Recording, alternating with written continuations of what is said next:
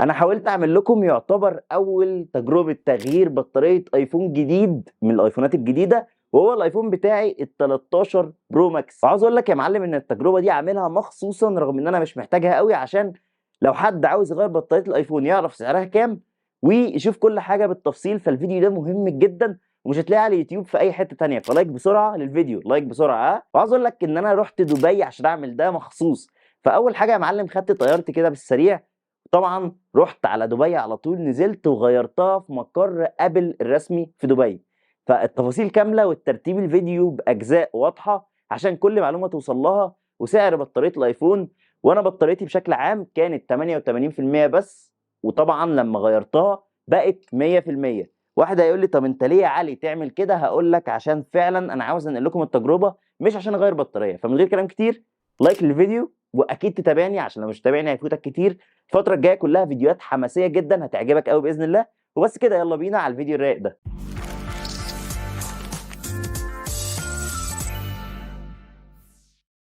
أول حاجة وأهم حاجة، إزاي أصلا تحجز مع أبل إن أنت تروح تغير البطارية. أصل أبل ده مش محل فاتح تروح تقول له لو سمحتوا النبي الأيفون بتاعي هو أنا عاوز أغير البطارية. السيستم مش بيمشي كده، في نظام في كل حاجة هناك. فأنت لازم أولا تحجز وقت عشان هتغير فيه البطارية وتكون معرفهم، عشان تروح ما تنتظرش إلا ساعة واحدة بس. وهنيجي للنقطة دي قدام. وعندك 3 طرق تعمل بيها ده. أول حاجة تستخدم تطبيق أبل سبورت، هيساعدك جدا إن أنت تحجز المقابلة بتاعتك أو تحجز أيا كان مكالمة، ومنها تحدد المقابله بتاعه تغيير الموبايل وكل الحاجات دي. وتاني حاجه وهي ان انت تكلمهم في التليفون، ولو انت موجود في دوله زي دبي في خدمه عملاء بالتليفون عادي. ابل دي مش حاجه اختراع هناك، مجرد شركه عاديه جامده، بس تقدر تتواصل معاها بالتليفون بكل سهوله، عكس هنا من مصر. اعتقد الموضوع شبه مستحيل بالتليفون كده على طول ان انت ترن عليهم يعني.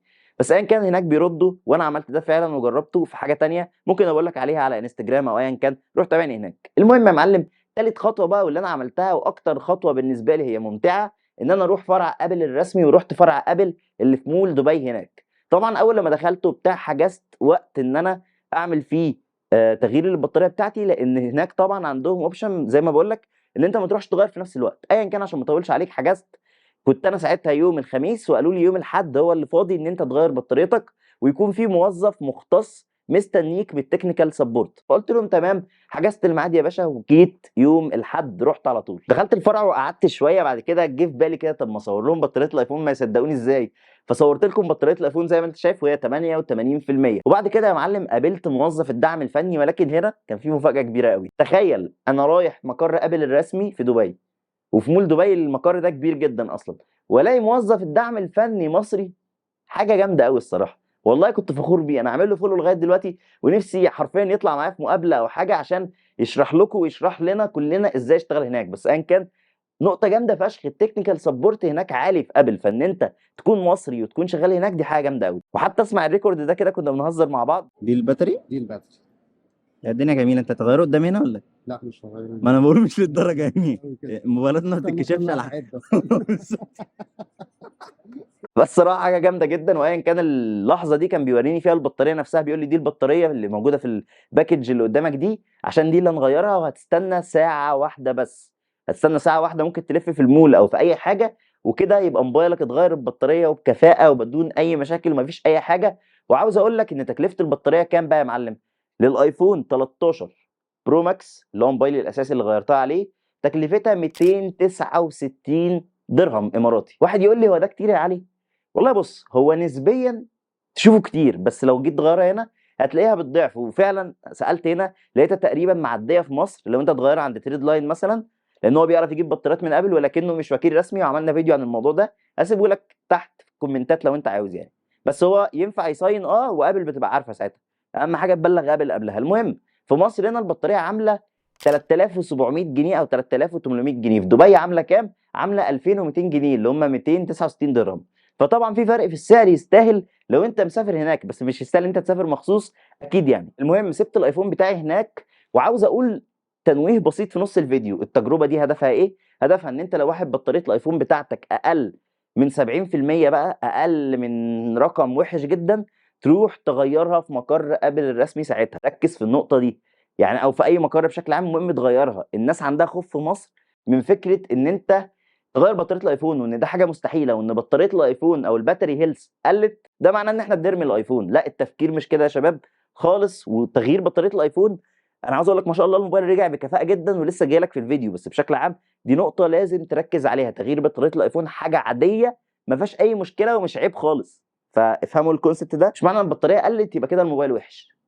تمام. والقواعد الرسميه في ابل اللي بتقول تغير البطاريه امتى، نصيحتهم هناك لو بطاريتك اقل من 80%، ركز معايا، اقل من 80 ساعتها تبقى عندك اولويه ان انت تغيرها. لكن اكتر من 80 زي ما انا كنت 88، الموظف اصلا وانا بحجز قال لي لا ما تغيرهاش. قلت له لا انا عاوز اغيرها عشان بعمل تجربه للمتابعين بتوعي، فهدفي ان انا انقل التجربه عشان اسهل على الناس بعد كده، فعشان كده وافق. لكن الطبيعي ان هو اصلا ايه اللوجيك ان انت تغيرها وهي 88؟ ايا كان بقى، موظف الدعم نوه عليا بثلاث حاجات لامان موبايلي وازاي اضمن حقي لو هم بيغيروا البطاريه الموبايل باظ او حصل حاجه. فهسيبك معاهم لان انا سجلتهم وانا هناك في مول دبي نفسه عشان ما انساهمش. طيب انا سبت الايفون، قالوا لي هتسيبه حوالي ساعه ونص نغير البطاريه وممكن الداتا بتاعتك تضيع لو انت مش عامل باك اب، وانا مش عامل باك اب فعلا. وقال لي ما نقدرش نضمن لك دي، قال لك لو الجهاز حصل فيه اي حاجه نستبدله لك، ولكن لاحظ ان النسخه اللي انت معاك هي نسخه هونج كونج اللي فيها شريحتين، واحنا ما نقدرش نستبدل لك الا، او ما نقدرش نبيع في الريجن او المنطقه دي الا نسخه الشرق الاوسط اللي هي شريحه واحده. فلو حصل حاجه في الايفون بتاعك وباظ هنبدل لك بايفون جديد ولكن بشريحه واحده. قال لي دي تعليمات لازم تعرفها بشكل عام كضمان بس مش اكتر، ولكن مش هيحصل حاجه اكيد ان شاء الله. وطبعا بعد ما سمعت الملاحظات طلب مني طلب تاني وانا هناك ما كنتش قلت لك عليه، اسمعه برضه.